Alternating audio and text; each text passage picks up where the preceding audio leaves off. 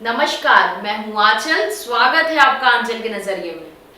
उत्तर प्रदेश में योगी सरकार किसानों के लिए दिन और रात काम कर रही है। उनके लिए नई नई योजनाएं लेकर आ रही है। उनकी तरक्की के लिए योगी सरकार कोई कसर नहीं छोड़ी। प्रदेश के किसानों को बेहतर प्रजाति के पौधे मिल सके, इसके लिए सरकार निरंतर प्रयास कर रही है।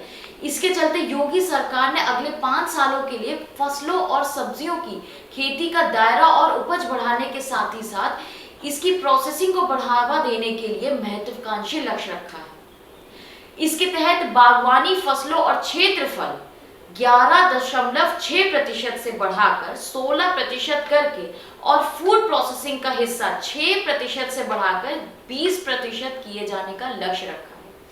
ऐसे में इसके लिए जो प्रोसेसिंग इकाइयां स्थापित की गई हैं, उसके लिए बड़े पैमाने पर कच्चे माल के रूप में फलों और सब्जियों की जरूरत होगी।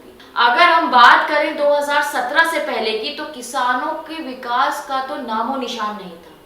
किसानों को सिर्फ ट्रेडिशनल खेती पर ही फोकस कराया जाता था, क्योंकि उनको नई टेक्नोलॉजी से कभी जोड़ा ही नहीं गया। नई टेक्नोलॉजी से ना जोड़कर उनके खेतों की उपज की क्वालिटी भी अच्छी नहीं होती थी, उससे उनकी बिक्री भी कम होती थी और बेचारे किसान वहीं के वहीं रह जाते थे। मगर जब से योगी जी ने उत्तर प्रदेश की कमान संभाली है, तब से लेके अब तक किसानों की सिर्फ तरक्की हुई है। हाईटेक नर्सरी होने से किसानों की आय तो डबल होगी ही, साथ ही साथ फलों, सब्जियों और मसालों की खेती भी बेहतर क्वालिटी की होगी। प्रदेश में 9 तरीके के कृषि जलवायु क्षेत्र होने के नाते यहाँ पर हर तरीके के फलों और सब्जियों की खेती संभव है। इसमें लघु समेत किसानों की महत्वपूर्ण भूमिका होगी। इसकी संख्या कुल किसानों की संख्या में करीब 90% की है। पिछले 5 वर्षों में किसानों को प्रोत्साहित करने का नतीजा रहा है कि फलों और सब्जियों की खेती में काफी वृद्धि हुई है। किसानों को गुणवत्तापूर्ण पौध मिल सके, इसके लिए फलों और सब्जियों के लिए बस्ती एवं कन्नौज में endo Israel centre for excellence की स्थापना की गई।